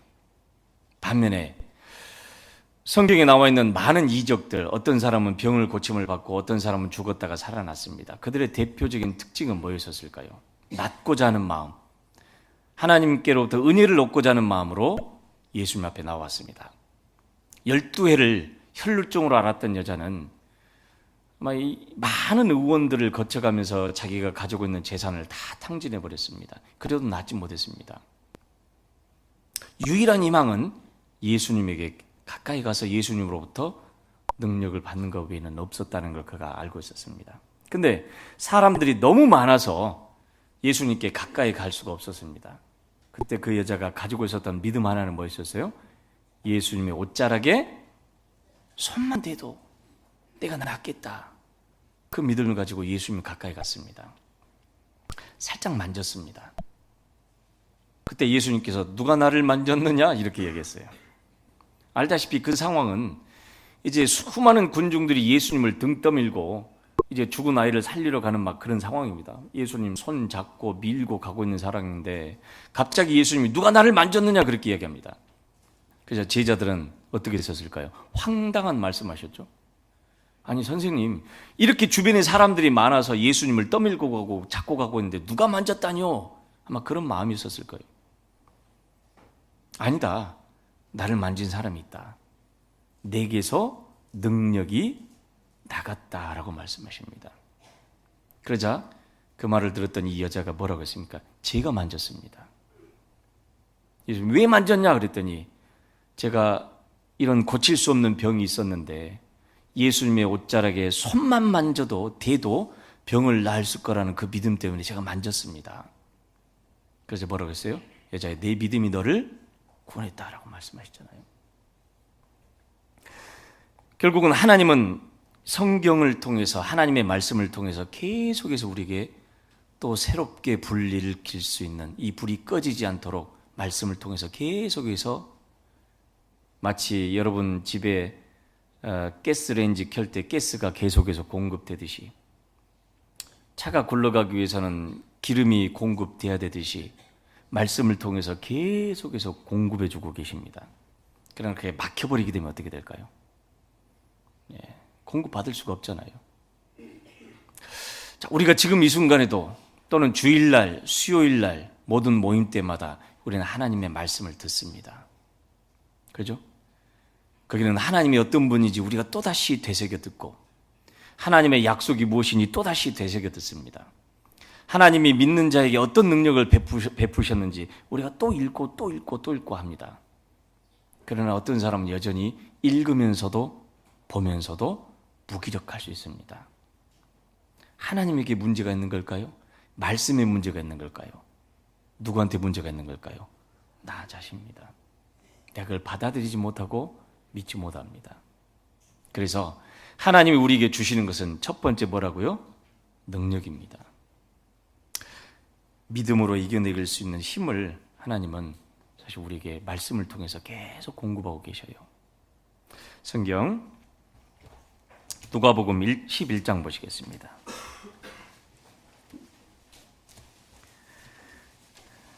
누가복음 11장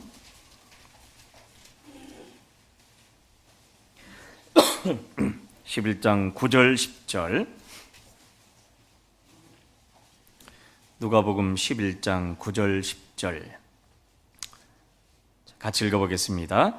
내가 또 너희에게 이르노니 구하라 그러면 너희에게 주실 것이요 찾으라 그러면 찾을 것이요 문을 두드리라 그러면 너희에게 열릴 것이니 구하는 이마다 받을 것이요 찾는 이가 찾을 것이요 두드리는 이에게 열릴 것이니라.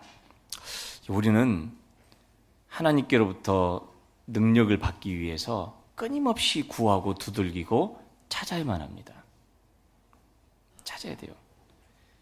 말씀을 읽으면서, 말씀을 들으면서, 형제자매들과 교제하면서. 왜냐하면 성령께서 가장 힘있게 강하게 역사하시는 곳이 어디입니까? 교회잖아요.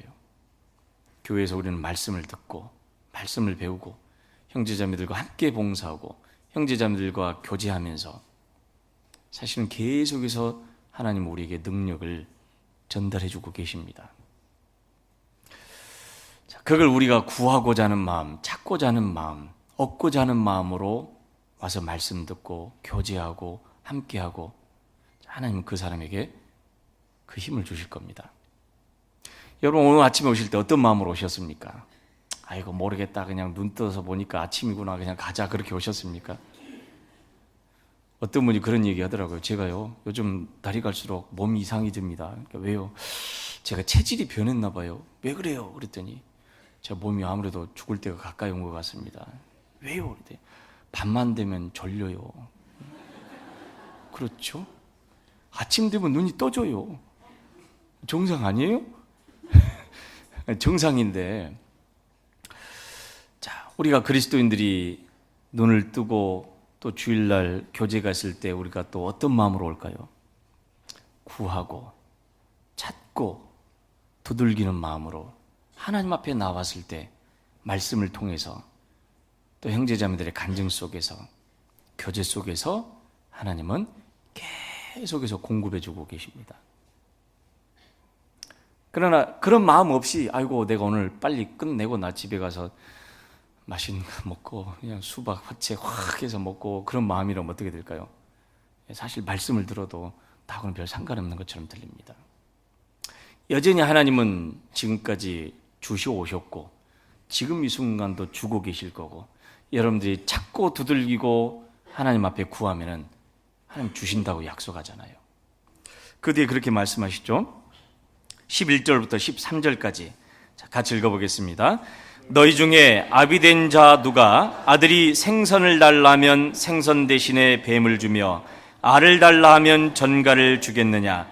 너희가 악할지라도 좋은 것을 자식에게 줄 줄 알거든 하물며 너희 천부께서 구하는 자에게 성령을 주시지 않겠느냐 하시니라. 하물며 구원받은 우리 그리스도인들이 하나님께 구하면은 하나님 주시지 않겠습니까? 물론 오해는 하지 마십시오. 뭐니 해도 머니가 최고다 해서 확 이왕이면 하나님 그래도 머니 is 파워 그래가지고 돈이 힘 아닙니까? 그대로 한번 주세요. 그러면 만약에 여러분 어떤 일이 일어날까요? 가끔 저도 이제 미국에서 그런 고민을 해봅니다. 사실 이제 해외 선교지가 다 대부분 마찬가지일 겁니다만은 숫자 형제자매들 숫자는 그렇게 많지 않고 또 우리 가운데 정말 어떤 재력가가 있는 형제자매들이 많지 않습니다. 아니 거의 없다고 봐야 되죠. 고만고만합니다. 어떻게든지 전도는 해야 되겠고 또 뭔가 장소를 찾아야 되겠고 근데 이런저런 이야기에다가 갑자기 헌금 이야기하면 갑자기 딴 먼 산 쳐다보거나 고개 푹 숙이거나 그러면 참 말하기가 참 곤란합니다. 그럼 어떻게 돼요? 그때 나도 그래 뿅 하고 떠오른 게 뭐예요?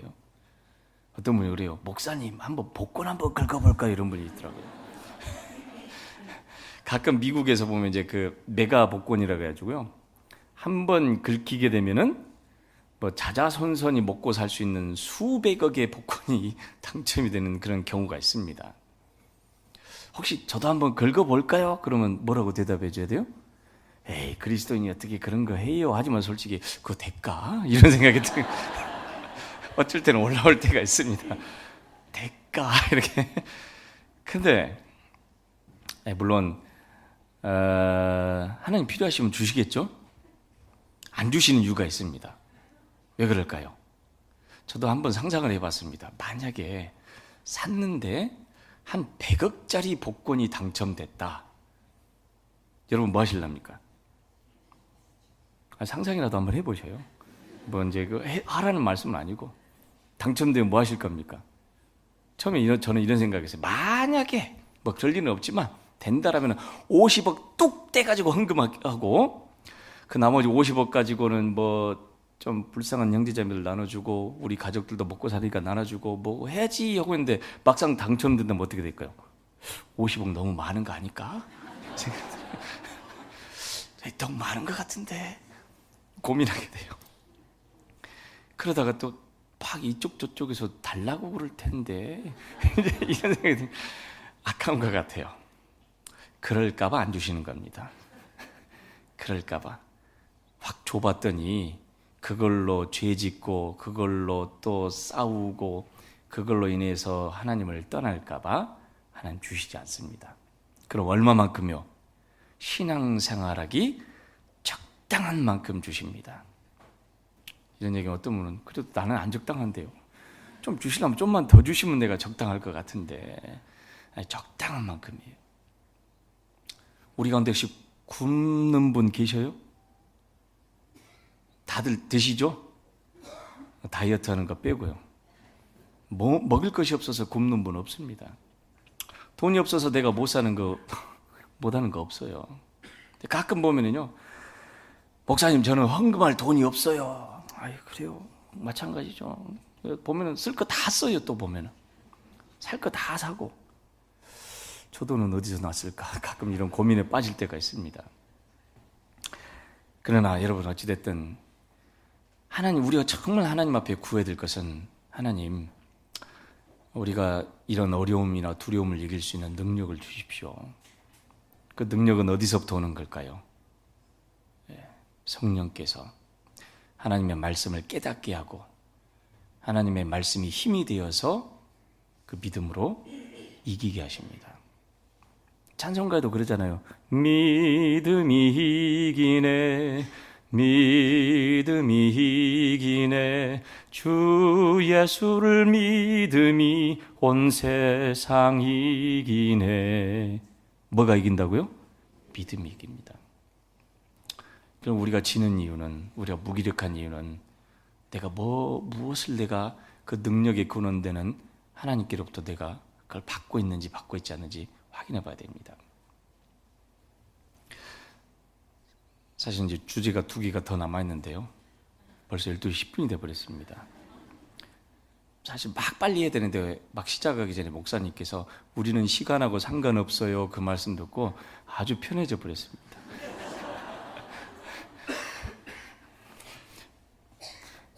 몇 시간에 끝내야지 했는데 목사님이 우리는 시간 상관 안 해요 그러니까요. 알겠습니다 했는데 그래도 또 빨리 해야죠.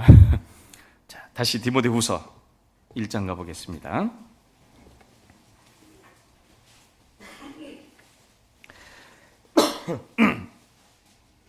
디모데후서 1장 7절 같이 읽어보겠습니다. 하나님이 우리에게 주신 것은 두려워하는 마음이 아니요 오직 능력과 사랑과 근신하는 마음이니. 하나님이 우리에게 지금도 주시고 계시고 지금까지 주셨고 앞으로도 끊임없이 주시는 것, 2번째가 뭐예요? 사랑이에요. 그럼 능력은 우리 힘으로만, 우리도 나름대로 어떤 의지력이 강하고 어떤 열정적인 사람이 있습니다. 그러나 그건 얼마 지나지 않아서 금방 꺼져버립니다. 우리는 말씀을 통해서 형제자매들과 교제 속에서 하나님이 주시는 능력을 끊임없이 구하고 하나님이 주시는 걸 받아야만 됩니다.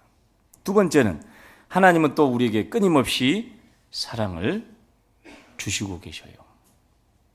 왜 필요할까요? 왜 우리가 이걸 또 받아야 될까요? 우리가 신앙생활하면서 사실 어려움도 많잖아요. 경제적인 어려움도 있고 또 병이 찾아오기도 하고 사람과의 사이에서 상처도 받습니다. 하나님 왜 그걸 허락하셨을까요? 또 때로는 우리의 실수로 하나님은 징계도 하십니다. 그 모든 것은 하나님의 사랑이라고 말씀하시잖아요. 허락하셨습니다. 하나님은 그걸 통해서 우리가 그걸 이겨내고 극복하고 또 할 수 있는 것으로 그 대표적인 것으로 하나님의 사랑을 나타내 주신 것이 있잖아요. 그게 뭐죠? 십자가잖아요. 로마서 8장 봐보시겠습니다. 로마서 8장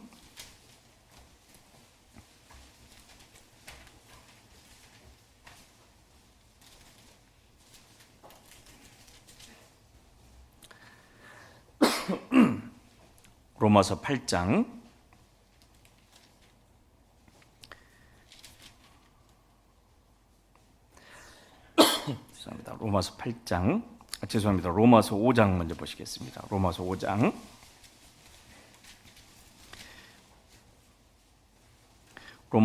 5절입니다. 같이 읽어보겠습니다. 소망이 부끄럽게 아니함은 우리에게 주신 성령으로 말미암아 하나님의 사랑이 우리 마음에 부은 바 됨이니. 구원받은 그리스도인들의 마음속에 하나님의 사랑이 부어졌습니다. 단순히 그냥 지식적으로 예수님이 십자가에서 우리를 위해 죽으셨다는 것으로 끝나는 것이 아니라 그 사랑이 그리스도인들의 마음속에 부어진 겁니다. 자, 우리가 하나님의 사랑이 의심이 될 때, 하나님 제가 이렇게 어려운데 왜 저를 안 돌아보십니까? 제 기도를 왜 들어주시지 않습니까? 그럴 때마다 우리가 쳐다봐야 될 게 뭐예요? 그리스도의 십자가입니다. 하나님은 자기 아들을 아끼지 않고 우리에게 내어주셨습니다. 근데 사람들은 사실 많이 하나님에 대해서 오해합니다. 그래서 하나님은 하물며 자기 아들을 아끼지 않고 내어주신 이가 우리에게 무엇인들 주시지 않겠느냐라고 말씀하십니다. 필요하면 다 주실 수 있는 분이 하나님입니다. 그런데도 하나님은 때로는 우리에게 고난과 어려움과 여러 가지 상처를 겪는 그런 상황을 주십니다. 우리가 너무 하나님에 대해서 오해하고 하나님을 믿는 믿음이 약하고 이해하지 못해서 왜 이걸 주셨을까 모를 때가 많습니다. 그러나 그때마다 우리는 뭘 쳐다봐야 될까요? 그리스도의 십자가입니다. 우리를 얼마만큼 사랑하셨는가, 그리고 지금도 우리를 사랑하고 계시는 하나님의 모습, 하나님의 손길. 베드로전서 1장 봐보시겠습니다. 베드로전서 1장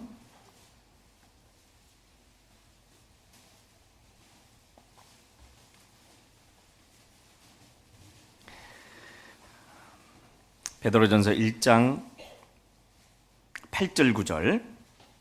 베드로전서 1장 8절 9절 같이 읽어보겠습니다. 예수를 너희가 보지 못하였으나 사랑하는도다. 이제도 보지 못하나 믿고 말할 수 없는 영광스러운 즐거움으로 기뻐하니 믿음의 결국 곧 영혼의 구원을 받음이라. 하나님이 우리를 얼마나 사랑하셨는지, 우리가 하나님 앞에 얼마나 악한 존재인지 사실은 성경을 들여다보면 하나님 다 말씀해 놓고 계십니다. 결국은 하나님의 사랑을 식어버리거나 하나님의 사랑을 외면하는 원인 중에 하나는 우리 앞에 십자가가 분명히 있는데도 그 십자가를 바라보지 않습니다. 말씀 속에 우리가 하나님 앞에 얼마나 악한지 하나님은 쭉 써놓으셨잖아요. 이스라엘 사람들의 역사가, 이스라엘 사람들의 모습이 사실 다른 사람들일까요? 아니, 우리들의 모습입니다. 그들은 끊임없이 하나님을 배신하고 끊임없이 하나님의 말씀에 불순종하고, 그럼에도 불구하고 하나님은 끊임없이 그들을 사랑하십니다. 하나님 우리에게 주시고 계신 것은 그럼에도 불구하고 우리를 사랑하고 계신다는 걸 계속 보여주고 계셔요. 그 하나님의 사랑을 깨닫기 때문에 우리도 하나님을 사랑하는 마음을 우리도 가질 수 있게 되는 거잖아요. 우리가 먼저 하나님을 사랑한 것이 아니라 하나님이 먼저 우리를 사랑하셔서 그 아들을 보내주시고 십자가에 죽게 하셨습니다. 우리가 말씀을 읽고 말씀을 듣고 배우다 보면은 그걸 끊임없이 우리가 발견하고 또 배우게 됩니다. 하나님으로부터 오는 그 사랑이 계속해서 와요. 그래서 초등부 학생들이 그러잖아요. 유초등부에서 배우는 복음성가에 그러죠. 싹 트네 싹 터요 내 마음에 뭐가요? 사랑이. 잘하시네요. 밀려오는 파도처럼 내 마음의 사랑이. 그죠? 파도가 한번 밀려와서 끝나버리는 게 아니라 그 뒤에도 어떻게 해요? 계속해서 옵니다. 고난이 계속해서 파도처럼 밀려오는 것도 있지만은 하나님의 사랑도요, 파도처럼 또 오고 또 오고 계속 옵니다. 한번 와서 끝나버리는 게 아니에요. 우리가 하나님의 말씀을 들여다보면은 그 하나님이 우리를 얼마나 사랑하셨는지 계속 이야기하잖아요. 근데 그걸 알지 못하면은, 그 사랑을 받지 못하면은 우리는 조금만 어려워도 하나님께 실망했다고 합니다. 하나님 왜 제 기도 안 들어주세요? 내가 이렇게 어려운데 하나님 왜 그러세요? 우리가 신앙생활하다 보면 어려움을 겪습니다. 하나님은 어려움을 두셨지만 또 그 어려움을 피할 수 있는 길도 내놓으셨다고 말씀하잖아요. 우리 신앙생활하는데 필요하기 때문에 하나님 이렇게 해놓으셨습니다. 저는 누구 때문에 상처받았어요. 그래서 더 이상 저는 교회 안 나올 거예요. 저는 신앙생활 안 할 거예요. 그분은 여전히 하나님의 사랑에 막혀 있어요. 하나님의 사랑이 우리에게 계속해서 밀려온다라면 그 힘으로 누구도 사랑할 수 있을까요? 형제 자매님들도 사랑할 수 있게 됩니다. 성경을 올바로 배우고 성경 속에서 나를 올바로 비춰보게 되면 내가 누구를 판단하거나 정죄할 수 있는 사람이 아니라는 걸 알게 됩니다. 형제자매들의 허물이 보일 때마다 그 허물이 내 안에 있는 허물이라는 걸 발견하게 되고, 그 허물보다 더 크고 더 악한 허물이 내게 있음을 하나님은 성경을 통해 우리에게 말씀하십니다. 마태복음 18장에 보게 되면은 1만 달란트 빚진 자, 탕감시켜준 자 있잖아요. 그죠? 1만 달란트 탕감을 받았던 사람이 자신에게 100데나리온 빚진 사람에게 어떻게 했을까요? 악착같이 받아내려고 했습니다. 그래서 주인이 그것을 보고, 야, 내가 너한테 갚아준 빚이 얼마나 큰데 겨우 100데나리온 그것 때문에 너는 그걸 용서를 못하느냐? 그렇게 물으시잖아요. 1만 달란트라면 얼마나 될까요? 한번 계산을 해보게 되면 한 데나리온이 그 당시에 하루 품삯이었습니다. 1만 달란트는 대략 6천 데나리온 정도 된, 1달란트가 6천 데나리온 정도 됩니다. 그럼 1만 달란트를 갚으려면 하루 품삯으로 해가지고 몇 년을 갚아야 되는지 계산해 봤더니 얼마를 갚아야 될까요? 16만 년을 갚아야만 16년도 아니고 16만 년입니다. 갚아야 될 만한 어마어마한 수치가 1만 달란트입니다. 하나님이 우리 죄를 용서해 주신 가치가 1만 달란트밖에 안 되겠습니까?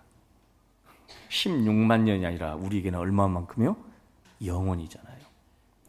그런 어마어마한 은혜와 사랑을 받은 우리예요. 뿐만 아니라 우리가 잘 모르기 때문에 매일매일 성경을 들여다보고 하나님 앞에 우리 모습을 비춰보면은, 야, 우리가 정말 1만 달란트보다도 더 많은 은혜를 받았다는 걸 확인하게 됩니다. 확인해요. 자, 하나님 우리에게 주시는 마음입니다. 지금까지 주셔왔고 지금도 주시고 계시고 앞으로도 주실 거예요. 하나님의 사랑이 확인될 때마다 우리는 하나님을 더 어떻게 될까요? 사랑할 수밖에 없어요. 성경 고린도후서 5장 봐보시겠습니다. 고린도후서 5장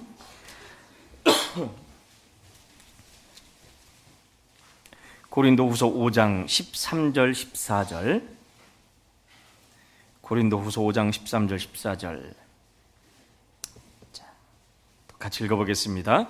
우리가 만일 미쳤어도 하나님을 위한 것이요 만일 정신이 온전하여도 너희를 위한 것이니 그리스도의 사랑이 우리를 강권하시는도다.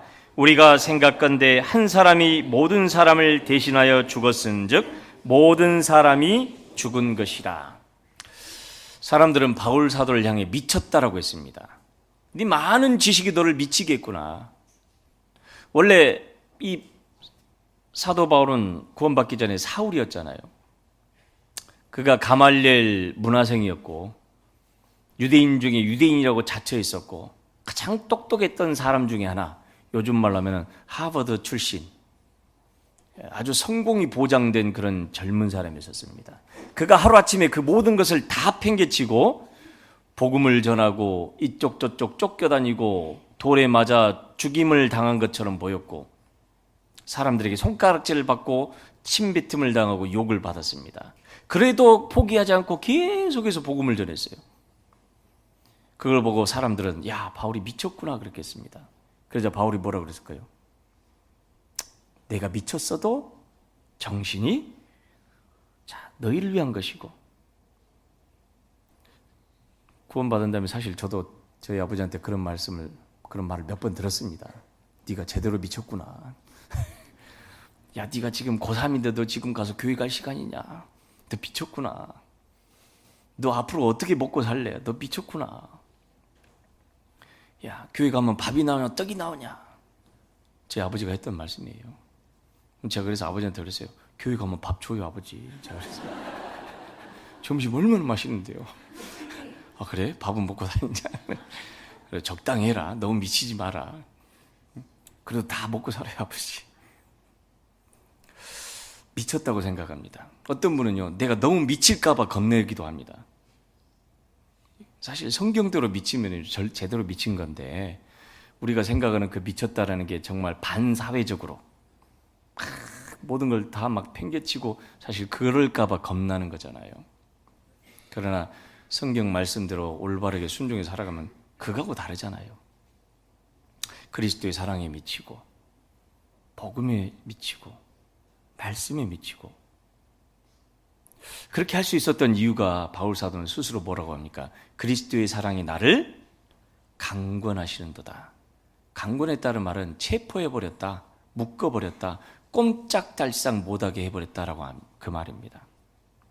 그리스도의 사랑에 붙잡혀서 내가 이렇게 지금까지 해왔다 그렇게 말씀하셔요. 신앙생활은 구원받을 때도 우리에게 그리스도께서 우리를 사랑해 주셨던 것처럼 우리는 매일매일 그리스도의 사랑을 확인합니다. 어쩌다 나 같은 죄인이 구원을 받았을까? 처음에 저희 어머니도요, 말씀을 들으시고 한 2년 동안은 아이고 교회 가봤자 그 말이 그 말 같고 이 할머니 저 할머니 하는 소리가 똑같은 그 소리가 그 소리고 맨 봉사하라고 죽겠다 그러시더라고요. 한 2년 그래도 아이고 어머니 그래도 교제 가셔, 말씀 배우세요. 한 2년 배웠어요. 한 2년 배웠더니 어떻게 해요? 혼자 앉아서 일어나서 성경 보시면서 오메 주님 오메 주님 그래요. 전라도 말로 오메 주님 오메 주님. 왜 그래요? 그랬더니 오메 나 같은 죄인을.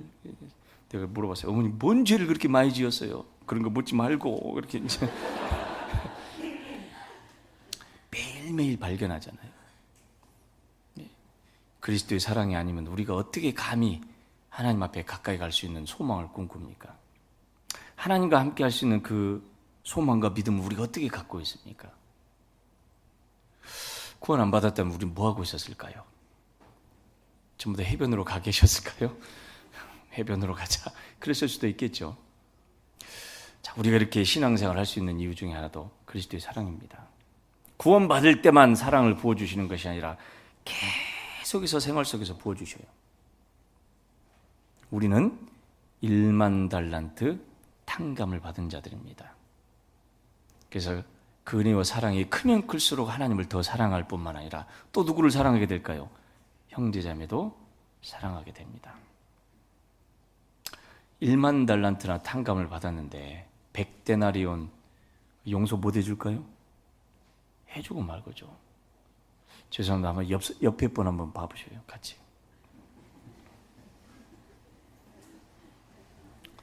옆에 봐보셔요. 예.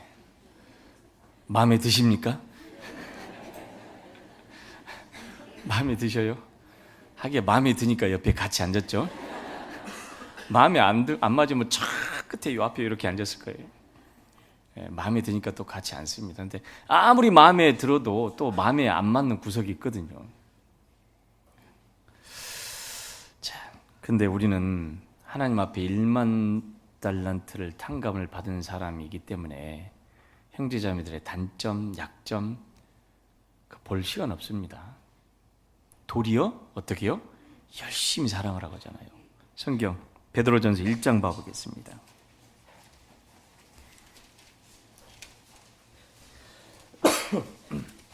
베드로전서 1장 22절. 베드로전서 1장 22절. 자, 같이 읽어보겠습니다. 너희가 진리를 순종함으로 너희 영혼을 깨끗하게 하여 거짓이 없이 형제를 사랑하게 이르렀으니 마음으로 뜨겁게 피차 사랑하라. 마음으로 뜨겁게 피차. 그죠? 그러나 이건 내가 가만히 있으면은 절대로 뭐 뜨거운 마음이 올라오지 않습니다.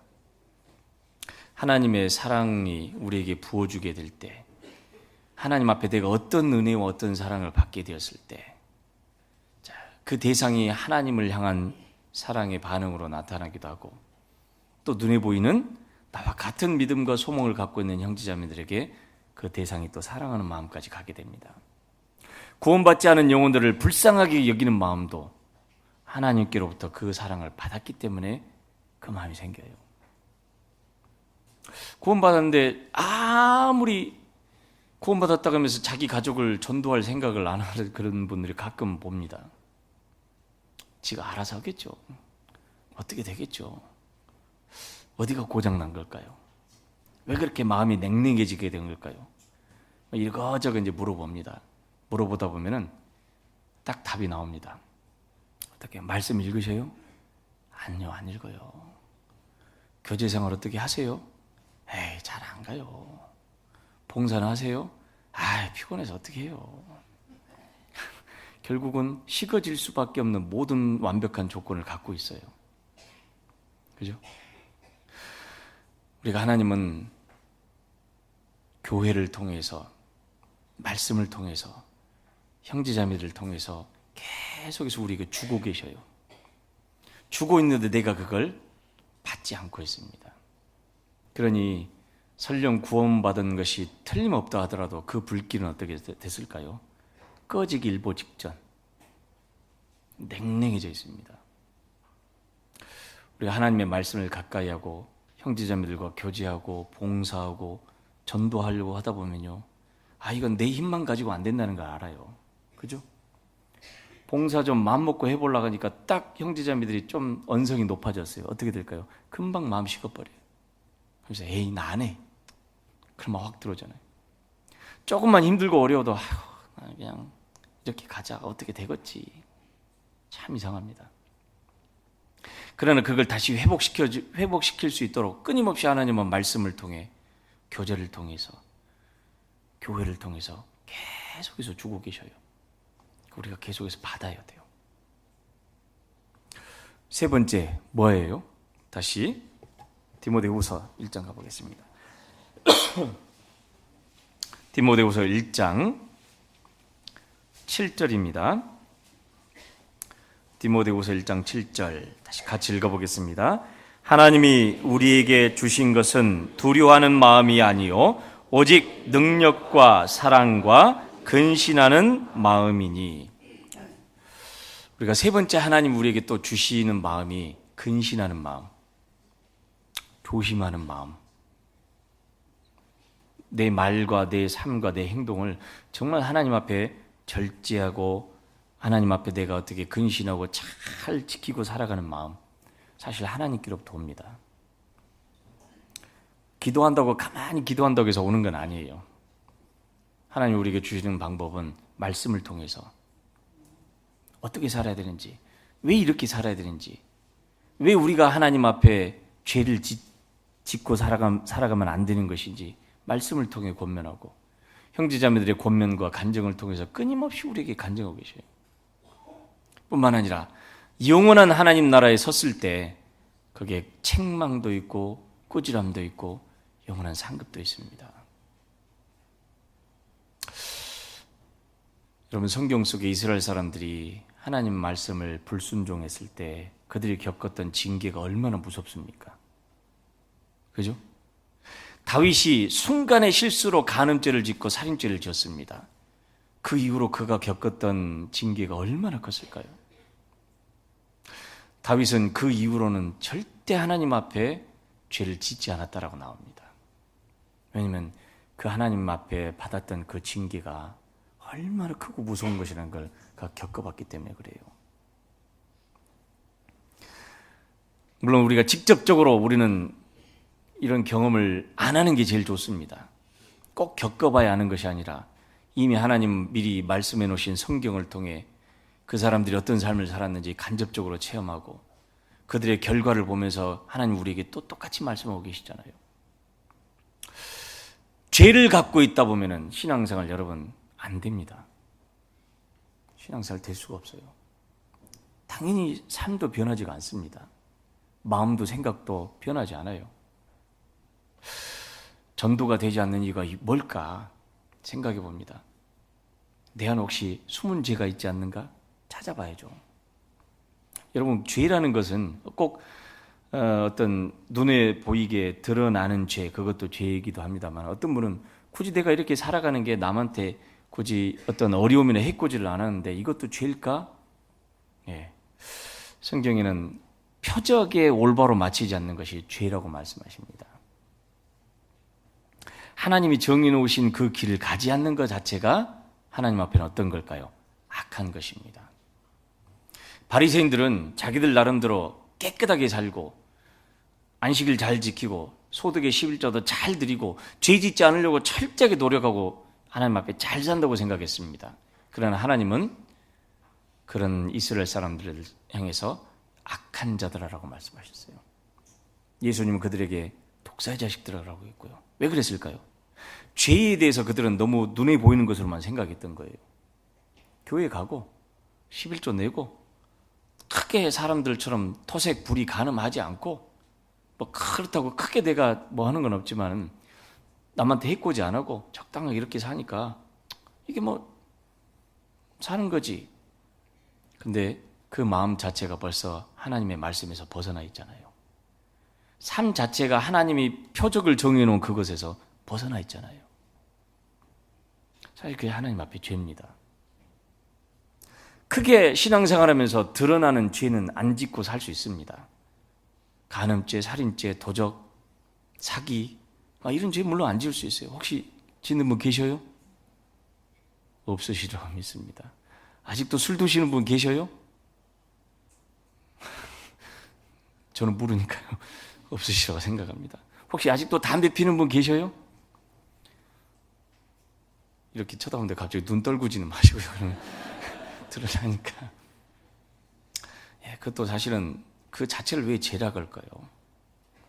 하나님이 말씀하신 그리스도인으로서 삶에서 뭐였어요? 벗어나 있잖아요. 그 자체가 죄입니다.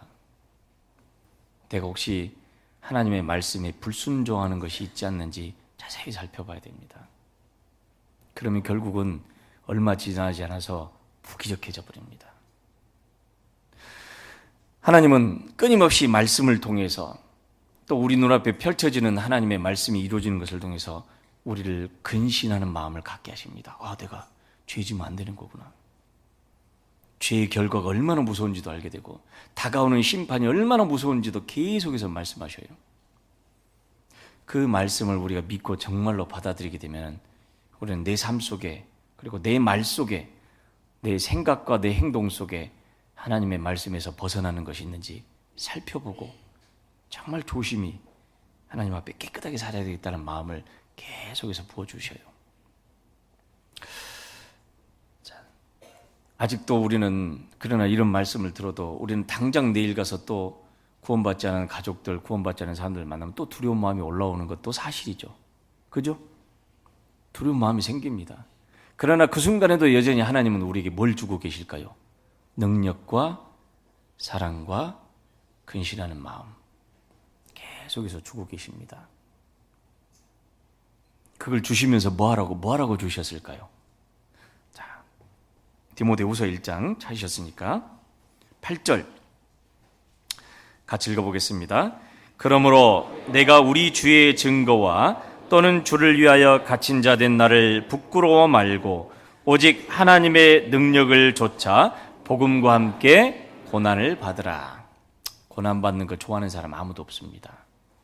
하지만 하나님은 복음을 전하기 위해서 필요한 힘과 하나님을 사랑하는 마음, 또 하나님, 또 영혼을 불쌍히 여기고 사랑하는 마음, 또 죄에서 구별되어서 하나님 앞에 거룩하게 깨끗하게 살고자 하는 마음을 계속해서 말씀을 통해 공급하시고 형제자매들과의 교제를 통해서 공급해주고 계십니다.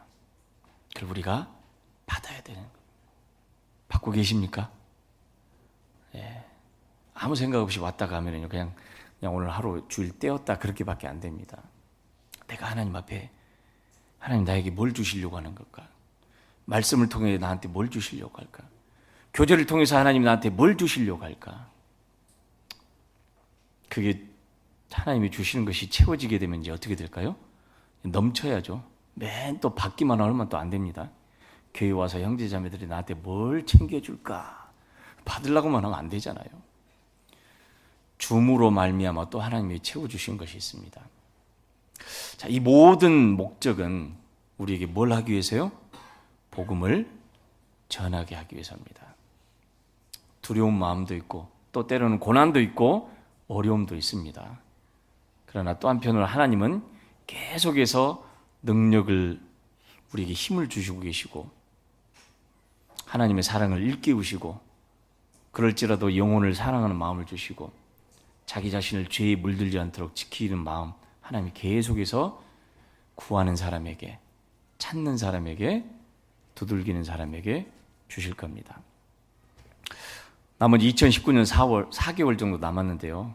여러분 할 일 다 했다고 끝내시지 마시고 자, 바울 사도의 편지는 또 우리 마음에 있는 이 불꽃이 꺼지지 않게 이걸 다시 잘 타오를 수 있도록 이걸 잘 유지할 수 있도록 디모데에게 편지를 썼습니다. 이건 비단 디모데뿐만 아니라 사실 우리에게도 필요합니다. 하나님 우리에게도 능력을 주십시오.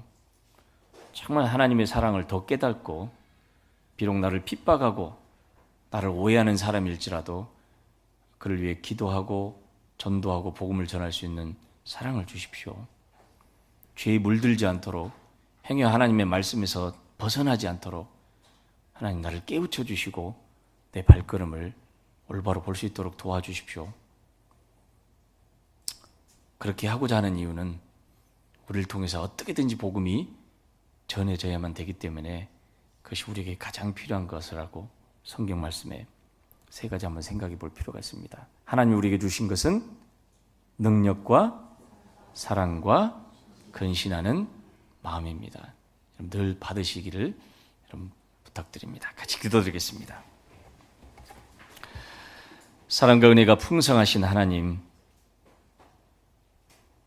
우리를 이곳까지 오게 해주셔서 또 하나님의 말씀을 들려주시고 그 말씀 속에서 하나님이 우리에게 베풀어 주신 능력과 약속과 사랑 또 우리가 그것을 마음에 품고 복음을 위해 살아갈 수 있도록 도와주시옵소서. 이제 학예 수양회가 끝나고 또 새로운 마음으로 우리에게 주신 이 불이 꺼지지 않게 하나님 늘 채워주시고 또 공급해 주셨기를 간절히 원합니다. 눈에 보이는 상황이나 세상은 우리 믿음을 넘어뜨리려고 하고 우리를 실망시키려고 하고 또 우리를 무기력하게 낙심하게 하려고 합니다. 그럴 때마다 하나님의 말씀 속에서 또 힘을 얻고 또 교제와 교회를 통해서 더욱 하나님이 주시는 은혜와 사랑과 근신하는 마음으로 힘있게 복음을 위해 함께 살도록 도와주시옵소서. 남겨져 있는 2019년 4개월 동안에도 또 하나님 앞에 열심히 살 수 있도록 도와주시고 주님을 섬기는 교회 또 주님을 기쁘게 하는 교회가 되도록 도와주시고 이끌어 주시옵소서. 우리를 구원하신 예수님 이름으로 기도드렸습니다. 아멘. 찬송하시겠습니다. 찬송가 447장입니다.